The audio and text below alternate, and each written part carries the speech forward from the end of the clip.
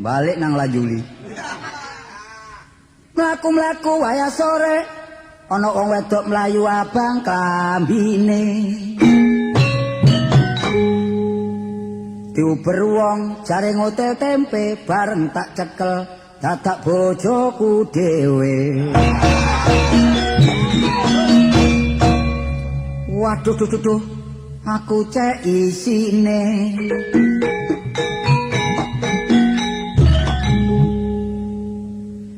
Terus bojoku tak gawa nang gedhokan atiku mangkel tak slentikno jaran.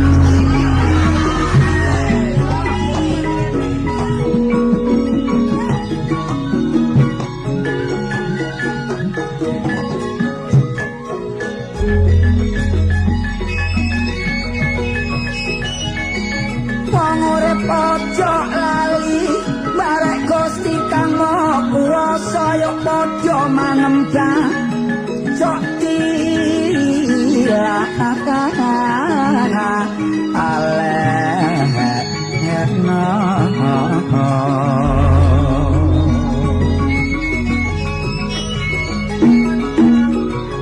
Ayo sing tetep eling dulur sak tingkahku kita. Ayo sing mituku uga percaya.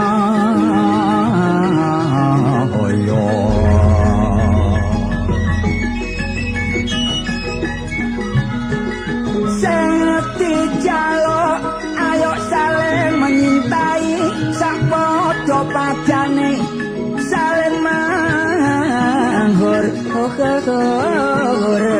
amate.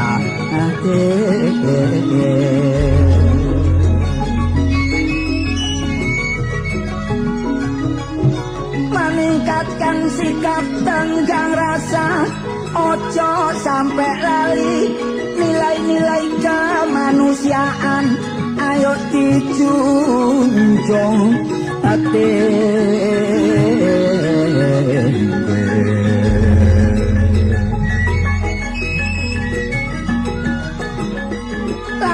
Ojo lali barek kerukunan memajukan pergaulan demi persatuan lan kesatuan.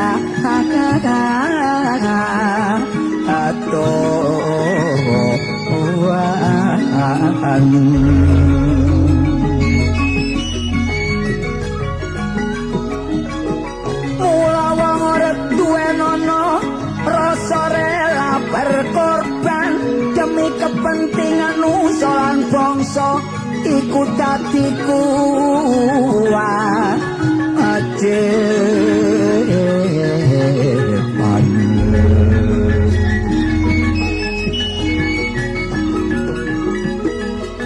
Mula kita kabeh nek duweni kekarepan ojo kesusu menaikkan atau usahaan.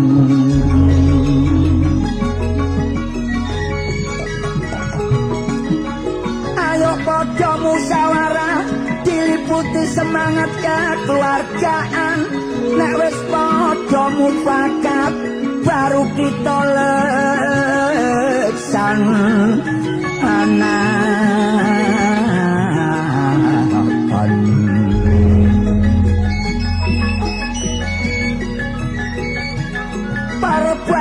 perbuatan sing luhur kudu dikembangkan seneng nolong wong susah angkatku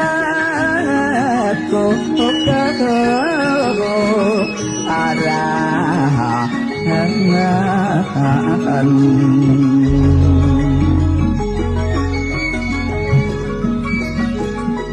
Ojo lali gotong royong duwenono rasa kekeluargaan mewujudkan kemajuan merata adil makmur cek ndang ketuk arutan.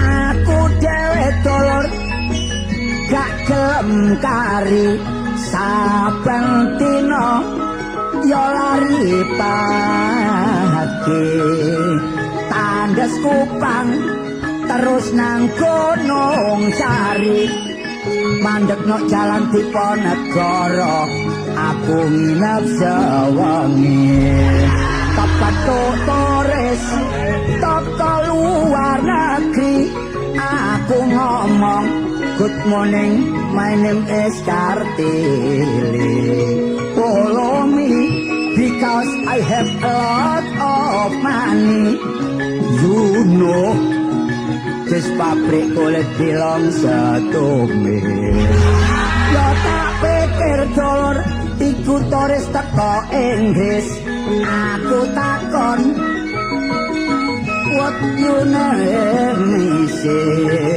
cewek guyang-guyu barek pringis dadak ngomong jenenge Tulkiem ponakane Wadrake terus aku cak rumangsa kaisinan gak apa-apa cewek rada lumayan aku kae sedilu ya omong-omongan dadak cewek mlayu katut arek tambah segaran aku bengong terus dadi penasaran jam 3 bengi ana cewek klambine abang wong budal nang pasar dadak bakul janganan bareng tak kudo aku dikabyo keranjang tak pikir-pikir kelaku aku yo gak tebak wong wis tuwek tingkahku kok tambah rusak aku terus eling jange nglumpukno sanak kurang rong dino aku kate nyunatno bapak anak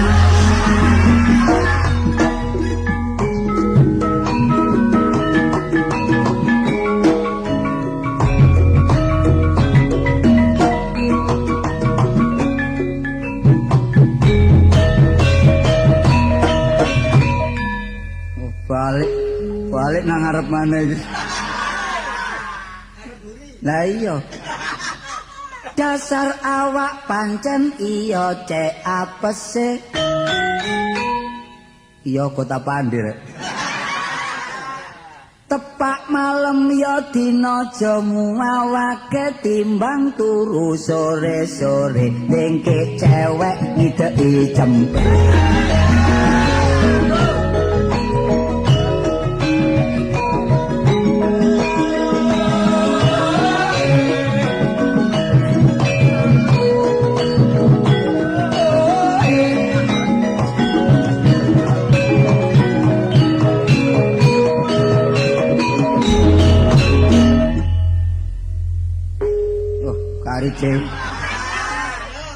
Tak pikir keturun man. Waktu iku cempene tepak klesetan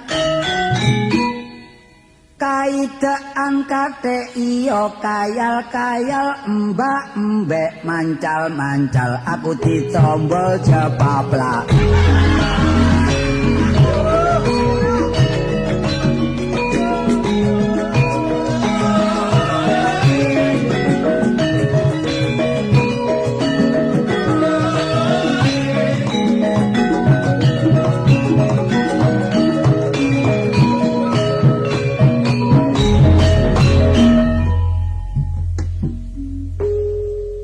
nyandak-nyandak lek guys tipe. Wong sing duwe dadake kok tolong-tolong. Akeh wong metu kabeh nggawa pentong aku wedi atiku bingung kejegur egot keglondong-glondong.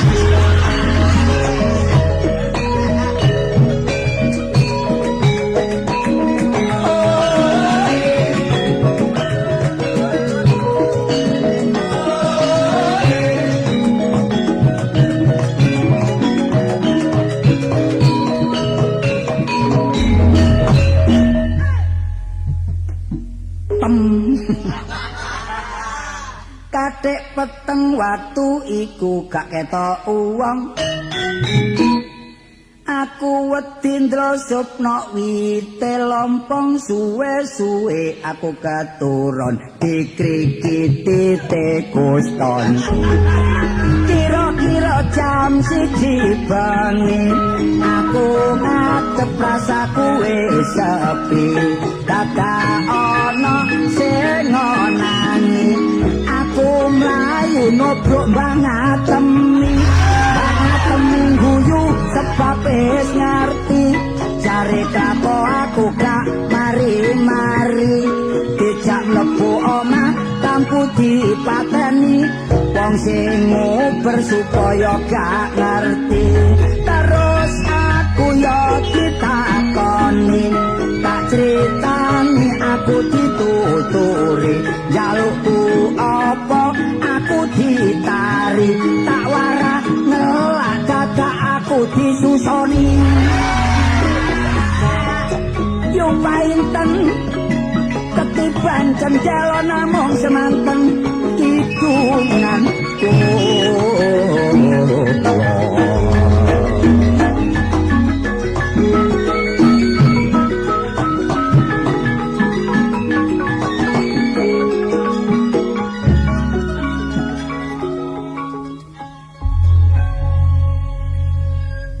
aku keling nek aku nang negara kene iki duwe jabatan kok malah baleni barang lawas iki tapi kenang-kenangan ini kudu dibaleni suatu saat suatu samit moro tuhane sapari suatu saat awak iki ya kudu ngiling-iling barang sing wis aku iki duwe bojo cek ayune kemanten anyar oleh 2 wulan duwe buru arek teko pagi saji Endro iki tandaan. Wong dadi bojange pate kok 3 dina rupane abane nduk batu sing gombol paikun. Ndro, Gusti ingkang minulya. Aku ki patih bener yang diundang Gusti. Nggih, Pareh. Gusti patih Pareh. Gusti patih Kuping apa slebor? Elih Gusti. Ya apa kabare Wak Sureng? Kula bingung Gusti. Lah apa bingung? Nek kene iki lek kurang mangan-mangano. Nggih. Cukup ning kotakan. Asal nriman Gusti. Wis keduman iki. Sampun Potong meneh. kula biasane niku lek biasa Gusti metu kaitan niku gending jula-juli. Niki drobah pangkur lamba ya. Dudu pangkur lamba lho. Napa? Kok iso lamba kuwi dibasan kok lamba. Iki Wong awakmu ya sering tandaan nek ngerti lek pangkur lamba. niku lek dibasaken lomba jadi lamba. Oh, lek bahasa Inggrisnya rangkep. Kula mulih eling Gusti. Eling apa le? Eling zamane kula seneng taipan biyen. Nek dinoyo guyangan. Nggih. Kabare ya bare. Prei. Nggih. Ah, wong rupamu kanyen ya ngono. Wis aku kuwatir, mangkane tak cakup tak dalane kepatian iki aja sampe ki mbaleni sing kaya ngono. Nggih. Kula sampun kepatihan iki mencakup pendamelan macem-macem Gusti. Kayata nyapu-nyapu, kayata pertamanan, kayata nyusoni kerek. ora ngerti lek kowe iki herder. Wong kok nyusoni oh anu ngrumat iki. Ngrumat. Iki dolan wae. Nggih. Kerek iki mare perkara. Ya badhe kula dol dipunseneni kali Mustofa. Wis gampang tak runding Mustofa. Iya. Iki ngene kabare wis nyepake para panganan-panganan. Sampun, panganan sedaya sampun telas, Gus. Loh. Lah aku lak ora uman iki. Wis telas ora uman. Kangge ingkang wonten wingking sampun telas, ingkang kangge panjenenganipun patih. Wah, kakean sampun siap. Kan kakean engkang. Dipun Engkang wis disiapno. Lah Ingkang Gusti sampun. Putri patih. Oh, Gusti Putri patih menika tesih atus. Loh, atus kok. Kula wong nginceng. Piye? Nginceng. Rene le. Nggih. Duh. Aduh. Patih kok pencilaan. Wong Gusti patih wedok kok. Maksud kula kersane mboten bedo. Aku dhewe gak kok bernginceng. Gusti Putri. Putri Gusti. Aja diwalak-walik. menika. Apa, Ndra? Ngono wingi Dipun timbali kalih Gusti Patih. wingi di jare gak patek iso saiki ngomongnya akeh. Kak dungaren awak, Meniki. Ndra. Nggih. Menit-menit Kok meniki dos pundi Gusti Putri? Menika. Menika. Dungaren kok prei. Nggih. Biasae jaipongan. Nggih. Nene, Sampun nano dipun nane, nene, nano nane, pemborong Kupang Jaya. Dipun kangen leren kali Sapari. Gak, tapi wong kesenengane wong ki dhewe-dhewe. Pokok ngerti kewajiban. Nggih. Diajeng Wonten menapa, Kang Mas? piye oleh menata kasur. Sampun dalem tisik, Kang Mas. Lawi Gusti, apa sing sih? ditakokaken kok mara kasur Gusti. Wong panjenengan badhe mepe. Iki kudu kasur tuku kasur anyar. Ora, Ndra. Sampai kasur lanang. Kasur iki anyar. Nggih Gusti. Tapi wingi ku kepancal. Terus suwek. Nggih. Kucing. Pancal kucing. Nggih Gusti. Kene dondoman Ndro, kok dadi tukang gender. Ya. Iki aku kok nyimpen ora enak. Wonten menapa to, Kang Mas? Apa to rekaman iki digagalake?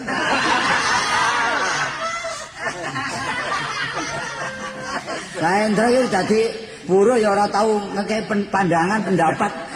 Wis budal-budal tok ae. Kula sampun paring dawuh dhateng panjenengan Oh, Gusti. kliru. Aja paring ngaturi. Ngaturi. Kuwi sekolah. Priksa bila lepat anggen kula matur kula nyuwun sih agunging pangapunten. Awakmu koyo kidungan remo. Pringat-pringit dodono tumu sak genteng-genteng. Iku pari Andra. Nggih. Sapa kae? Lho. Gembrodok kados kali berantas kok. Gak kemrotok. Melaku biasa. Nuwun sewu Gusti. Tumenggung. Inggih. Ono pari gawe apa kok nganti nang kepatian? Lah menika ingkang menika sinten? Oh, buro. Tur menika. Bro to niku. Bro lek sing gak bayar ndukane. Oh, beral niku. Buro, pembantu. Pembantu. Kenalke iki. Nggih. Sinten Kula panjenengan? pembantu. Panjenengan sinten? Indra Winala Kiba. Endra. Winala Kebo. Inggih. Kula Sapari. Digoleki Temenggung. awakmu digoleki Jokerto. Eling ya. Gunarasa. Maksudnya napa? Sapari Temenggung Gunarasa. Guna rasane maksudnya napa? Guna niku digunakno. Rasa niku enak. Dadi nek digunakno ya penak. Biasane omonganmu lak ya ngono to, Ndra. Nggih Gusti. Enten Gusti. Iki kok miyak-miyak para barisan nang krawitan iki napa? Kula niku dipun utus kalih Gusti Ratu Mun Seketi. Terus? Kabule tindak ngriki ngaturi panjenengan. Terus? Sekalian dipun aturi tindak datang keraton. Wah, Wonten berarti wigatos. tenduran berarti Gusti.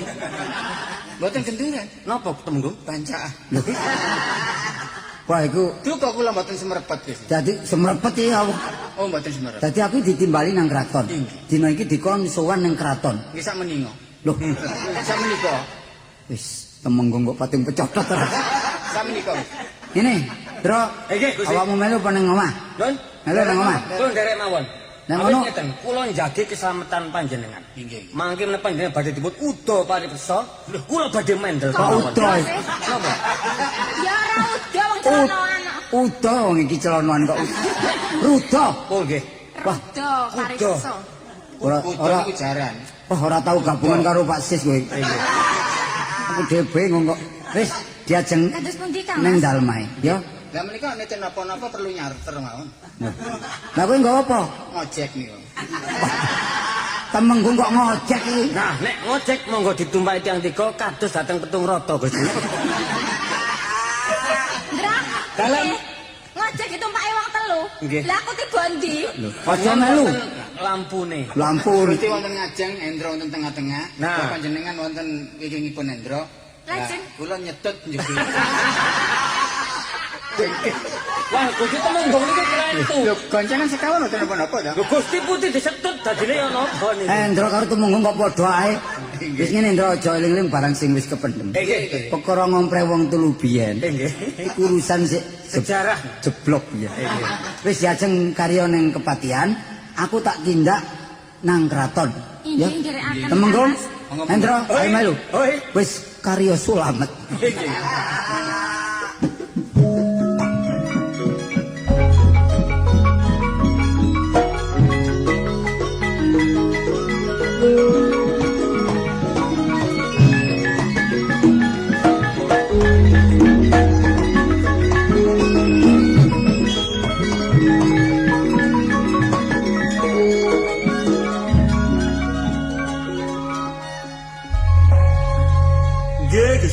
Temenggong Kunadi.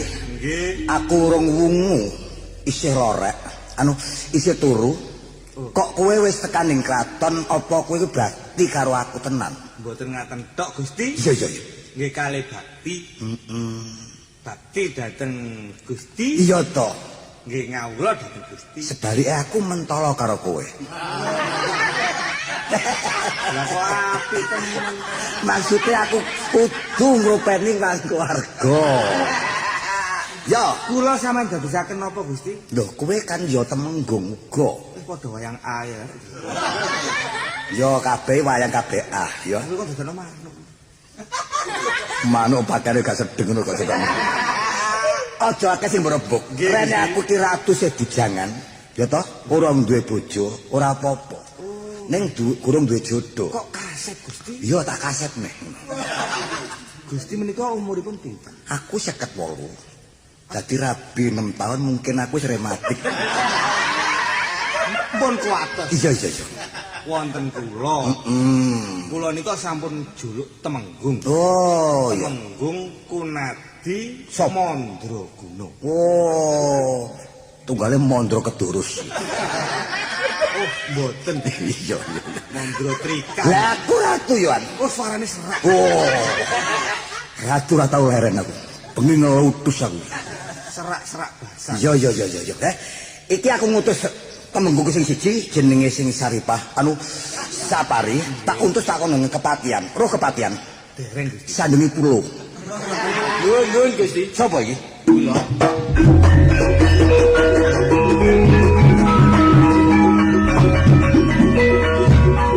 Nah, menika patene tasih teng Jabi. Jabi ku apa? Jawi. Oh, njopo. Sowan-sowan Gusti. Iya. Ngaturaken sungkem pangabekti konjuk sandhaping bebodo. Ora lewat puja pangestu tak tampani. Puja pangestu ku ya tampanono. Dadi pimpongan jenenge. Nggih kula tampi tangan kula kalih, kula petak wonten jojok. Dateng ritmo garu terus. Ya. Kula petak wonten jajan niku dal pundi ya? Jodho ki jojok. Nah, Lah niki sowan kula teng kraton kok malah ditabuhi tung tak teng. yo pancene wis kombinasi. Nggih. Awit yogane iki wis kabeh ku tenar. Kompak kabeh utang wong. Napa? Menika baturipun menika? Kula kalian batur kula. Oh, karo sapa? Oh, Endro. aku rocaike. Endri to, Endri. Gusti. Heh? Gusti. Oh, tak kodhok kan dadano. Aja nyentak-nyentak. Kowe ora ngajeni karo aku sapa kuwi, Patih? Niki pembantu. Oh, bulo Bantu to. Gusti abdi. Asmane sapa le? Kula Endro Wina Kiba. Waduh bocah ganteng Ayo, nggih. kuning. Ayo, nggih. Oh, bolote. Ayo, nggih. Gak tahu adus. Bolot. Iya. Kula ngaturaken sungkem pangableket iki. Iya. Bekti. Nggih. Bleket iki. Bekti. Bleketeki. Tak disiki. Sampeyan disiki ya. Ngomong. Menawi wicanten diatur rumiyin. Kula Wes. ngaturaken sembah Pangabekti. dibleki seladi. Wis seladi niku mak kula. Iya. Ya, Ya, derek saking ringking Gusti. Hendro, saiki lumengsera tekaning ngene Patih. Saiki dar-daro. Iku mang Sinten kang tunggal menika? iki Temenggung Kunadi. Saged kula tumbas. Loh, iki sering bon-bonan remo. Pun sanjangaken Gusti. Tapi gak duwe pakaian ngono. Wes, Wonten wigatos napa ngantos nimbal ingkang patih? sapermu ning kraton kene ora liwat, aku bakal njaluk tulung karo sliramu teh. Badhe ngeteraken ulem-ulem. Tuh. Aku wis winginane. Iki karek 20 sapari sing durung. Tapi krungu kabar, ulum-ulume 150 sing teko mek loro. Duwe gawe tekor 6.000. Aja pringisan. Kula siapang sedaya. Priamun pun siap. Iya. Ya, pandung aku eri ya tampanono, muga-muga kowe kanthi wilujeng slamet. Terus wonten wigatos napa? Patih. Inggih. Aku lek dulu kawula cilik ning kraton kene kabeh sora uripe Kenging menapa? sebab becak kabeh. Oh, lah niku pendamelan. Iya. Mboten napa-napa. Ora apa-apa. Cuma penyakitnya tambah suwe tambah akeh. Esuk loro sore mati, sore loro pagi hari juga meninggal. Oh, menika kecerak keblek. keterak begeblok. Geblok Nah, aja wonten dawuh napa? aku oleh wangsit mambeng iku. Nggih. Malah rong piring. Niku pangsit. Oh iya. Heeh, wangsit. Nggih. Aku bisa nulung kawula kok cilik kabeh ning kudune kowe kudu nulung karo aku. Nggih. Golek jamu tengahing alas utawa ning guwa sing maksude nang gunung Sremet. Cermet apa? Nggih Sremet. Sremet. Gunung Sremet golek jenenge celeng sing sisik emas. Oh, nyambek, catane nyambek. Sanes. Apa? Semut sisik emas. Trenggiling. Oh, trenggiling sisik emas le. Sampean kok mencel-mencel. Ya, trenggiling sisik emas. Oh, ngaten. Ya. Lek pancen iku kinabulan kowe bakal oleh pahala, ya. Saka sing gawe urip. Lajeng munggah pangkat. Munggah pangkat, kowe lak patih. Nggih. Tak dadekno iso patih. Patek. Lah kok malah melorot. Ya dadi apa kena Urusan pangkat nika kula manggaaken. perjuanganmu dhisik. Kewajiban kula badhe kula ayahi. Menawi kula wangsul mboten beto trenggiling sisik emas dos pundi? Oh, lek perlu tak perjayani kowe. Aja bali-bali nang kraton lek ora nggawa sisik trenggiling emas. Ngaten. Pangestu panjenengan ingkang kula suwun. Tak idoni, tak ideni ya. Tak ideni. Ratune kurang ajar. Wis malah ampe didoni. Ini ditonyo ratune. Ora, tak Seliramu ideni. melu aku apa ning kraton kene? Kula tetep nderek bebedak. Bebedak nyekel trenggiling. Sisik emas. Sisik emas. Ya. Wis menggong. Heeh. Kakang Tumbung Sapari. Monggo. Gusti Ratu. Iya. Kula nyuwun pamit. Sumingkira tak dongakne kaya banyu mili. Pangestu panjenengan ingkang kula suwun. Mek situk. Pangestu mek situk. Nah, ingkang kula suwun. Mugi-mugi kula ingkang kasil ingkang dados ingkang tugas. Walah, pate kowe engkang to. Temenggung. Oh, padha temenggung. Lho, Wonten apa? Temenggung. Dalem. Rene aku iki, ya wis kaya ngene pikir aku ora karo-karan. Karo aku. Tak ngelipur atiku ning taman. Iya, Monggo kula derekake. Nggih. Lho, jaga nggo apa? Nggo apa? Obor Gusti. Lah kula niki jagen wonten pundi? Jagen gelek ngomong ning nggone kraton iki jaga. Oh. Kalau paribasan mlebu kraton iki ora palirah teko aku. Balekke wae. Kudu ngerti tanda asmane utawa tapak astane Gusti Ratu Slamet Harya Jaya Kusuma Mangun. Ngomong mangune. Mangune bapak iso brek mangune. Mangun. Nggih. Ya, Maun. ya. Ya. Piye kowe wis krungu to? Wis. Lah awak dhewe iki selaku blendung Temenggung iki kudu ngugemi perintah Gusti. Aku tak sare. Inggih. Bar sare aku wungu. Inggih. Bar wungu aku dahar. Sikatan pun lali sikat. Senajan ora sikate ning kemungku gelok. Nggih, monggo. Sampun kuatos. Ya jaga ya, Ki. Gong. Kowe jaga kulon aku tak jaga wetan ya. Ora dadi sitok ya, Pak. Lho, ora ngono iki tugas awak dhewe. Bayaran iki nek kowe iki nyambut gawene sukses, dundake. Wong jaga kudu betamelek. Lah, Kok durung wis sumbangan gula kopi. lho kok sumbangan gula kopi wonten nggone kraton kene gula kopi sembarang wis cemepak. Oh, wis cemepak. Ning iso tuku. Kuatik meneh. Ya ora ana pirang-pirang dina iki sepi. Sementara iki Hmm. gendha-gendi kon sing turu aku seneng ae. Oh, ngono lah. Terus meneh kon sing turu. ya ngono ya kena. Ya. Dadi salah situ sing kejeh. Aku melek terus. Wah, kowe kok melek. Iya. Aku sing ya mari aku balik ngono. ya aku turu dhisik kowe sing jaga. Sak temene sing ngendu sapa iki? Ya yen iso yang ngemblek kabeh to. Iya. Iya. Ayo. Jaga ning ngarep. Iya. Ayo.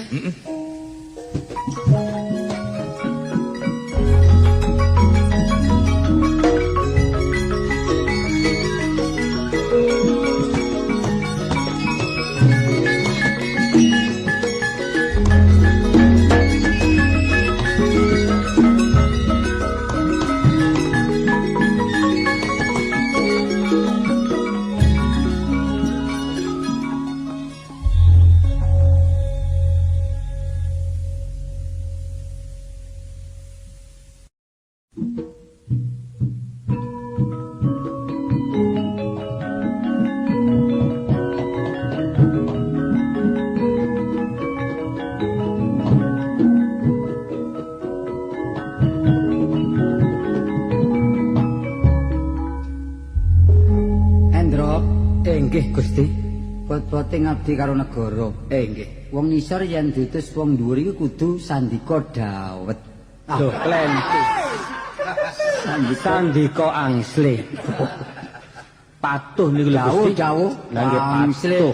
Iki wis munggah gunung mudhun gunung. Enten gunung 7 niki wau sing diliwati. Cuma aku gunung abang gak tau tepak. Sing abot kula munggah gunung kuning wau. Kon eling-eling nek sukun bali.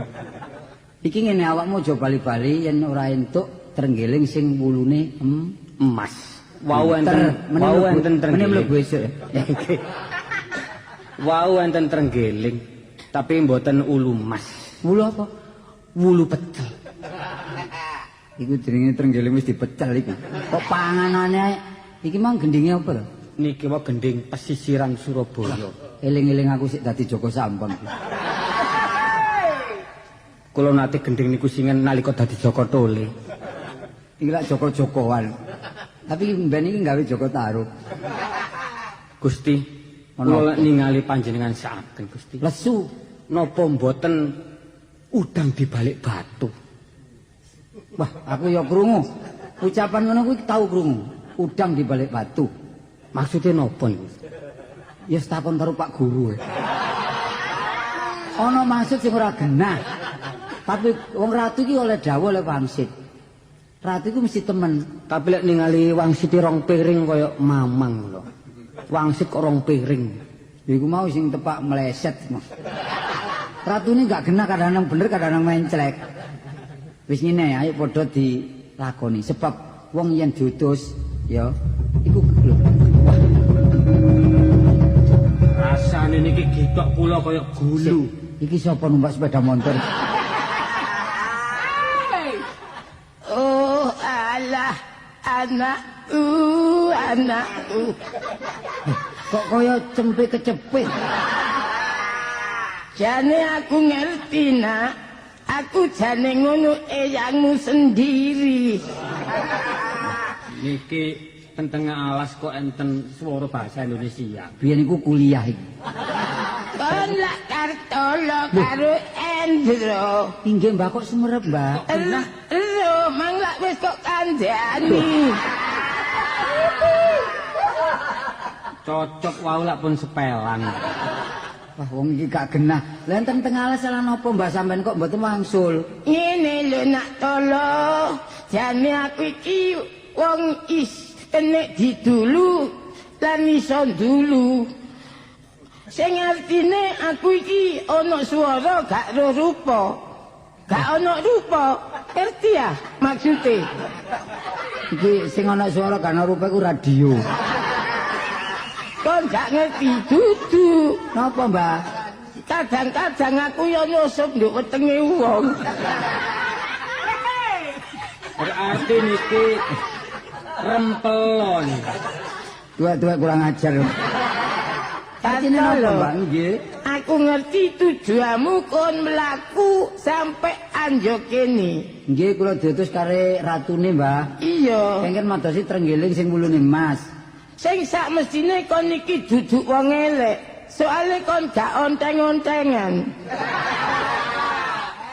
Tibae sing elek dhewe. Aku ngerti sing kok golek iki trenggiling Wulune emas Mbak. wulune emas. Nggih, napa enten Mbak? Nek jane ngono, gak ono nak Kartolo trenggiling sing wulune emas. Lah lek gak ono gak ya napa?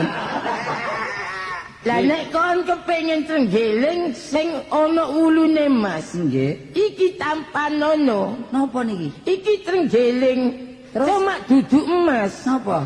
Iki trenggiling kayu biasa cuma isane wujud emas. Aturan dhewe ya apa isane kaya emas. Wah, sing enak disepuaken mawon.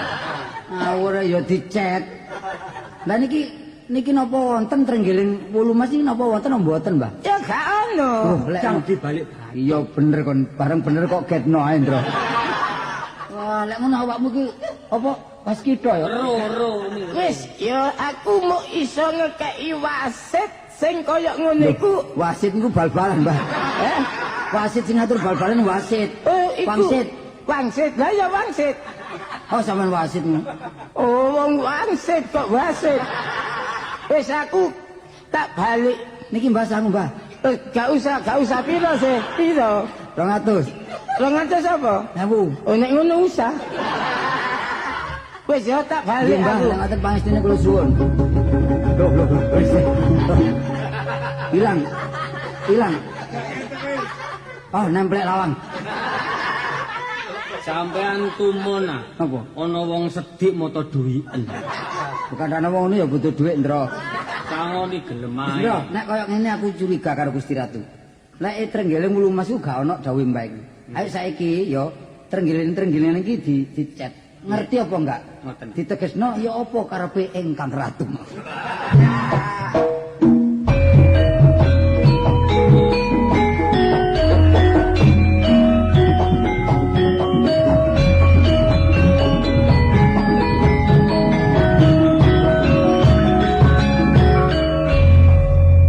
Temenggung Kunadi. Terus pundi Gusti? Kowe aja semelang lan aja wedi. Waduh, Mbok. Aku wis merentake si Temenggung Sapari njupuk bojone Pate Kartolo nang griyanya. Napa ngriyanyan? Ana daleme. Oh, Kowe ngertenono. terus pundi? Kartolo tak kongkon nang nggone Gunung Sremet ngupadi anane Trenggiling Sisik Emas. Samaring samar gaiping gaim Gusti. Sakjane ora ana. Kuwi mung pokal gaweku wae. Oh, ngaten. Ya to lek wis Kartolo iku nonggone guwa utawa alas, Nggih. tekaning pati bojone Randa sing duwe dak ana maneh liyane ngaku. Cocok Gusti. Nggih. Ratu Wicaksana gedhe kuwasa kok aku iki. Nyuwun Gusti. Sapa iki? Kula Kang Rawuh. Wah, Kula Kang Rawuh. Kula basakaken piyambak. ya. Kok dibasakno wong ya gak ana kesuwen ya. Nggih. Ya. Tapi sampun dadosaken penggalih. Saderengipun kula ngatur kalepatan. Ya tak tampa ya. Putri Sing jenenge Roro Kastini. sampun kula beto ngriki. Neng sampun kalih dalu kula inepaken teng griyane bebek. Waduh. Gusti, niki Temenggung kurang atur. Sebab niki teng tengah wono kedah. Oh, mau nginep Kaya wae. ndirasa welas kon. Ning gurung terjadi. Gurung Kula to. niku nek kalih tiyang estri ngoten mboten krangsapen. Oh. Saestu Heeh. kepanggih tiyang ayu monyor-monyor kula nggih. Ora kebimbang. Mboten. Lek kepepet. Lah kirangan malih ning. Wah, kurang ajar kowe. Temenggung. Kok inepno pirang dina? Morong bengi. Pringisan guyu. Bocahe wis aja pringsen karo ratu. Sampun wonten Bocahe rok apa nganggo kulot? wonten jeding. Loh, kok kersane wis rumiyin kan? Oh iya to. Ning keraton. Keraton kok sikil gedibal tekaning wono ora oleh lho. Nggih. Nek ngono kon konsep dhisik. Nggih. Hei Sapari, Dalem. kira duwe 100. Kowe bar digawe balekno 150. Nggih, kula betayatra 100. Sampun 1.200 repes mawon. Enten telu. Gawe napa? Pados silet. Ini terus grengosmu iki. Loh, Gusti, menika putri menika. Bocah ayu, Dawuh Gusti. Roro Kastini. Inggih. Apa wis tenan-tenan kowe mantep madhep ning ngene kratone Gokmet? Nggih? Dalem dereng mangertos Gusti. Saiki aja mbok pikir sing ora ana. Ya to senajan awakmu mikir tanpa guna. Delok, kowe ditinggal bojomu Pati Kartolo, tambah suwe tambah ayu ora tambah elek. Lah nggih kok dangu mboten wangsul bojo kula Gusti. Lho samar gawe ping gaet. Kupu gandrung ning tengah ngalas lek pancen liwat jenenge Gunung Sremet dadilan patine. Aja cacak manosa. Kartolo ora tau jamu. Liwat ae keseper kowe, ya. Dados Dadilan patine. bojo kula matri. Saiki nyoder ngono. Mati ya. Oh Gusti. Wis. Kula nderek sinten Gusti? Ora ana wong siji liyane aku. Kowe to ngero aku njaluk apa kowe? Apa njaluk tak entekno bandamu? Heh? Kula boten kagungan napa-napa Gusti. Oh, aku kok iso aku. Apa lagu nostalgia ngono? Apa 5 menit lagi? Oh iya, aku cemburu. Boten Gusti sedang-sedang saja. Balung pakai jumbo ayu kowe dentro lola lolo jalo apa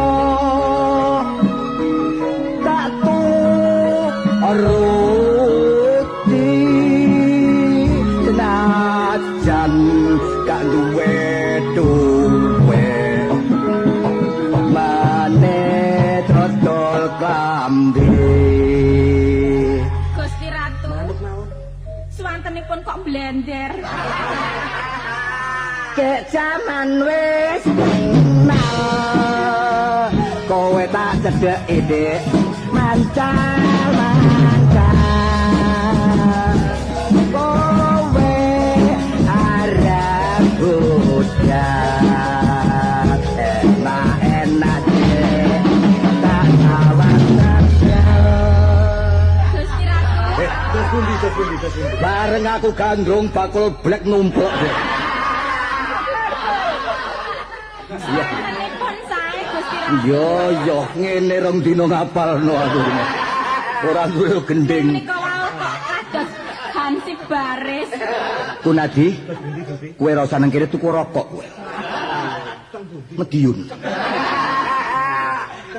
lek gak enak nang nganjuk metu wadi yo Nggih Gusti. yo wis semingkro piye kowe saiki gelem ora Pundi to kersanipun Gusti Ratu menika? Kowe ora gelem? Mboten ngertos. Kowe ora gelem? Lho, dadak kowe ora gelem oh merucut waduh tak saut kena behane tok ya Suan Gusti.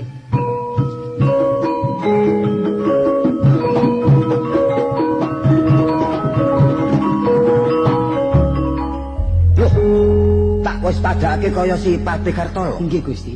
kanthi wirujeng slamet kanggon rawuh ning ngarsaku Dalam dipun utus kalian Gusti Ratu sakmenika sampun angsal damel. endi Lah niku trenggeling wulune Mas menika Gusti. lho kok mripate kerok Layar nih Gusti. pergi ora genah Niki ora apa-apa wong asale mboten kero. iya Endro le nyekel kebadut. Miring. Motone keplotot. iya wong jampi senajan rupane ngopo pokoke mandi nggih tak tampa Patih Ora weruh kok. nggih sadurunge kowe tak palilae karo teko aku karo pangkatmu tak undake kowe bakal tak omongi lho Wonten menapa kowe Gusti? mas ora ngibit to Patih Mboten nate tilem. lho Wonten apa? bojomu sapa jenenge Roro Kastini Nggih. wah dadak sawangane meneng kurang ajar Wonten menapa? aku ratu ora dihargani ora diajeni ora dihormati nyunyah karo aku Artosipun apa? lah dadak dekne lho tekane omahmu nanggone keraton Nggih. lawang kamarku gak tak buka dileboni atik sarungan tok ngono gak kurang ajar iku jenenge Loh, Kang Garwang niku ini gandrong karo aku arep dipek gak apa rokok sampai garwa rokok aku moh aku dados ingkang tresna menika garwa kula. iya dudu aku padahal kenal aku ku guru TK 6 dadak kate ngrebut aku si Roro Kastini Menika saestu. tumindak ra bener lek gak perlu takokke karo iku jenenge Temenggung Oh, kurang ajar diajeng.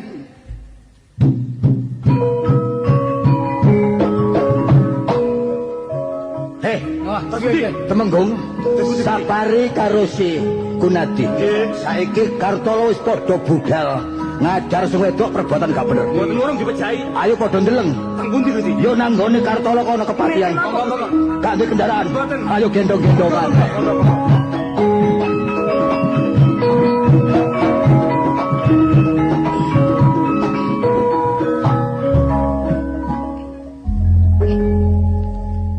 Urip kaya aku ngene iki oleh gak seneng ya apa? Aku saiki duwe mantu Patih. Patih katik Patih lu gender. Lho kok boleh aja kono. Anakku katik ya saiki wis nok nggone kono, rumangsaku uripe wis mapan. Aku wis melok seneng. Wong tuwek nek panjene duwe anak katik saiki ketoke wis mapan. Aku dhewe melok seneng. Cuma pirang-pirang dina iki kok srodok gak enak atiku. Luwe-luwe biasae ora ketang sak ulan rong ulan sambang. Iki kok gak ono kabar kawusanane. Bapak, Lho, sapa iki? Lho, gak ngono kon iki apa oh? Nanggone wong tuwa gak sungkem kon kok malah nangis iki. kok dhisik Pak aku ngomong ngenteni lerene gendeng. Ya ngono aja sampe jambur ya. Lah ngono kon nangis turut dalan niku apa oh? Iya Pak, aku ana perkara Pak. Oh, jangan dicekel polisi ta. Iya pola nyolong PT. Ngawur. Sampai niku kok teko polisi barang. Gak ngono kan kena perkara apa? Ngene lho, Pak. Iya. Gusti Ratu ku kudu seneng ambek aku, Pak. Karepe jane ngrabi aku. Ratu ndi? Ratu ndi, Mang? Kok sampe lah gak ero ratu ku nek panjenengan kon iki wis duwe bojo. Ya ora, Pak. Lah pancene bojoku dibujuki. Dikongkon nanggone Gunung Sremet jarene goleki apa trenggeling sisik emas ngono lho, Pak. Tibake bojoku budal aku dirudo peksa, Pak. Oh, kon jange diprokotok. Lah mangkane, Pak. Aku ditimbali nang keraton, Pak, teko kono dadak aku di ujet-ujet. Untung kon gak pretel. Gak ngono nih, mestine ratu iku lak yo ngerti nek kon iki ndek bojo.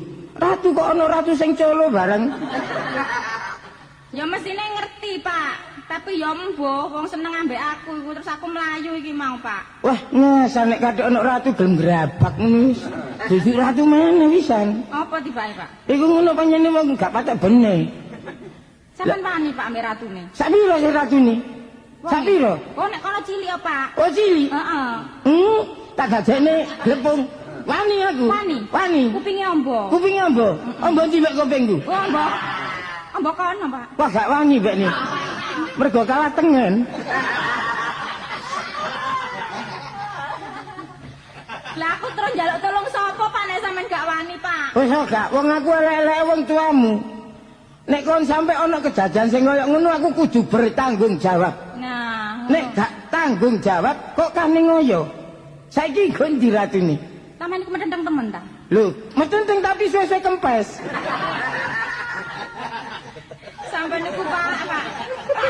Lah iki Pak, bojoku gak ngerti, Pak. Nek aku dirudo peksa mbek ratune. Oh, gak ngerti. Gak ngerti. Ya apa nek ngongkon ndang sikon goleki? Lah sampean gak ero Pak nggone Gunung Sremet iku. Gunung Sremet. Sremet. Heeh. Nek sremet gak ero, nek sremet terus. Iku wong mules, Pak. Kok kon niku lho.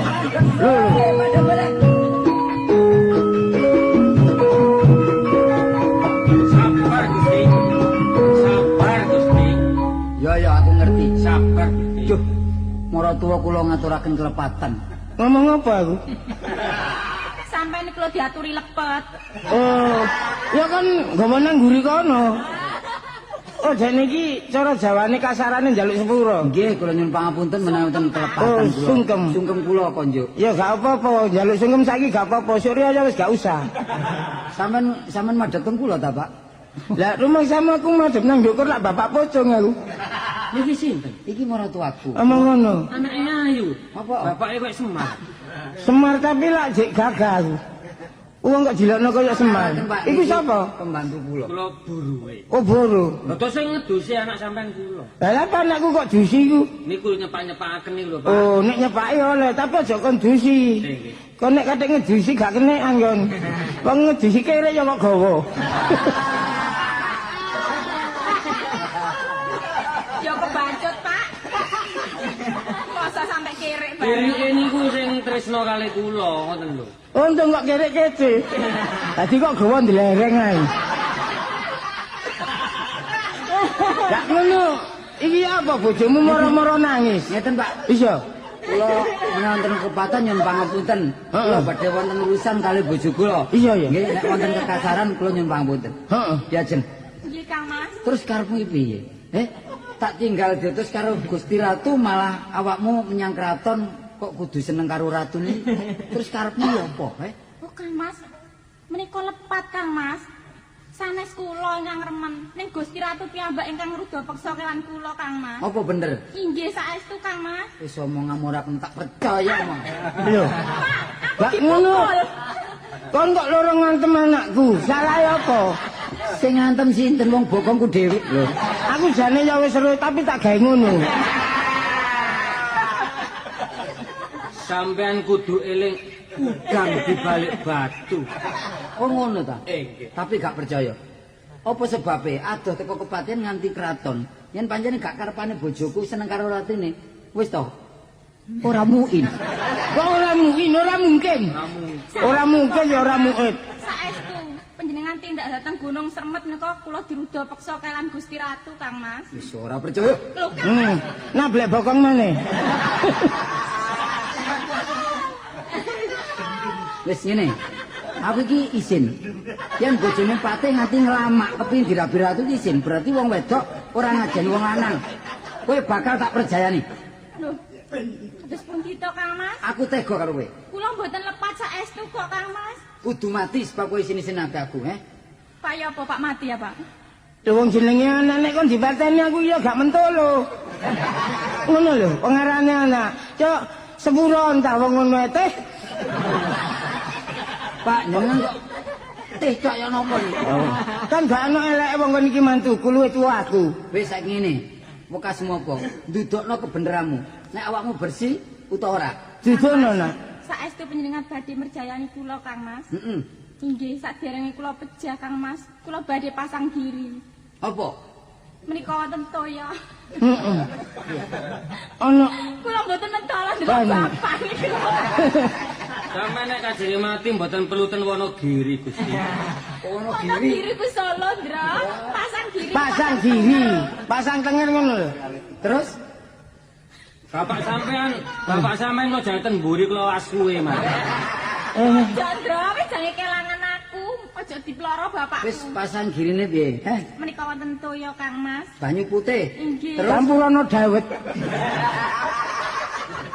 Pak, Apa? jenengan ini gak tanggung jawab malah ngurusi. Sampeyan titeni lek anak sampeyan iki memang wong sing bersih. Iya. enten tengerane. Tak tengerane nak. Yo Pak. Banyu putih iki Tak seksenane. Sampeyan saksene nek banyu iki putih iki dadi budak. Ateges aku salah nglakoni serong, Pak. tapi lek Iso. tetep putih Nek banyu iki tetep bening putih, berarti aku bener, Pak, tumindak. mati mukaku. Lho, kon kok gak iso nangis aku. Sakno nek arek lho. Endro, Nggih Gusti. Endro. Nggih Gusti. Duh, ketiwasan, Bro. Dadi lan pagi. Sak marine garwaku tak percayani. Tak delok banyu kok tetep bening. Ateges iki pokal gawene Gusti Ratu. Kula lak pun ngomong balak-balik, udang dibalik Batu. Iki kisahnya kok udang dibalik batu terus. Nah, Pak, kula ngaturaken kelepatan. Ateges bojo kula niki teman-teman mboten tresno karo Gusti Ratu. Sing kurang ajar niki Ratu. Pak, sampai nuripaken malih bojo kula, Pak. panjenengan menungso gak luput kok salah. Terus sampai niku seketi. Kok seketi apa? Panjenengan aku elek titik duwe cekelan. Kenapa? Mbokmu cuma wis mati. Ngene. Sampai nuripaken. Iso. Nggih. Elek-elek aku iki duwe cekelan.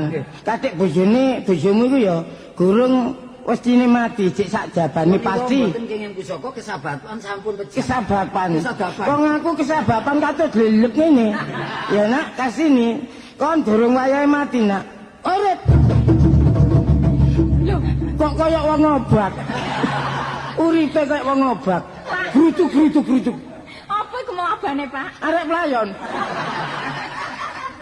Diajeng. Kang Mas iki kados pundi, Kang Mas? Nyoto-nyoto lek sliramu iki tresno karo aku. Dadi sing gawe pokal gawe Gusti Ratu. Nggih saestu, Kang Mas. Wis ngene aja kesuwen. Endro, Nggih.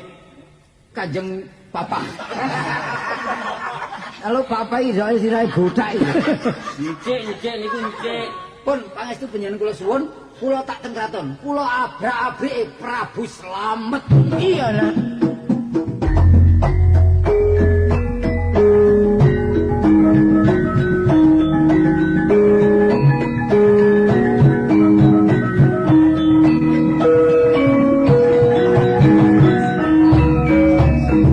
Temenggung. Sabari karo si Gunadi. Wah niki kriwikan grojokan cilik kawitane gedhe sing mburi. Nggih. Kriwikan grojokan suwe dadi dam. Ayo. Ya toh? Kula nyumpetno mboten sekecok. Bareng aku ndelok si Kartolo mlayu nguber sing wedok dadak ning omahe ora ning. Lho, Kan dikae torop wabe selambung. Dadi wong bowo gak ketok belas. Oh, Yo. lah saiki lek pancene si Kartolo kaya ngono ya ben golek bocah putri sing ayu. Lho. Jodoke karo aku. Kowe njaluk apa keturutan, Ri? nek Kartolo mboten trimakaken terus pundi? Yo halah enteng. Suwe mijet wae ranti. Ora ranti kon. Berarti mumpun dipegat sing lanang. Ah, iya bener. Inggih. Ranti Ranti ngrandekan. Bojone Samburi. Rantimo Gusti. Ya. Dadi ora kesuwen karo wong pate aku duwe panguwasa ratu kok. Wong nggih abang ijo-ijo. Lho, sapa iki?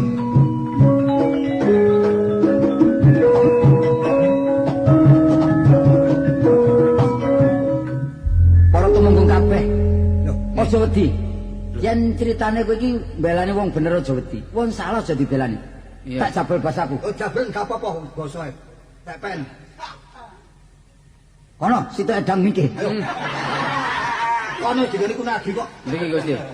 Kok apik kelakuanmu. Kedene apik. Nek ngono gawe pokal gawe kongkon munggah nang gunung Sremet, golek trenggiling sing sisik emas. Jelasine wulu emas iku ora ono. Dawuh mbah sing menehi wisik karo aku, gak ono iku pokal gawemu. Mbahmu iku gosip kok. Goroh tok isine iku. Aja kontol dionokno dandang dionokno Lekok. Yes, pokok dianakno apa pokoke muni. Kate lapo sipate kowe? Ratu, Sakjake kok metiti kowe. awakmu kudu nyontoni sing bener. Loh, tak contoni. Dadi wong ku jok nyontoni sing salah. Lek ratune salah, sing nisor melok salah. Ya jelas toh. Jelase kowe kepengin ngrebut bojoku. Loh, dadi wis tumomo kaya ngono. Baru ngerti kowe. Lek bojomu arep tak pek bojo, Oleh apa ora? Wis ngene, yen iso nglangkai Kaya wong ketegak. Langkai apa? Ngomong kowe. nglangkai tretek. Urung dibangun kok. Langkai balung iki lho. Balung-balung. Gembung. Nglangkai bangkene patih iso awakmu rabi bojoku. Lah ngelangkai liyane akeh kok ngelangkai bake ambune ra enak kok. Ayo, wani bae aku. Apamu sing tak wedeni? Matani kowe.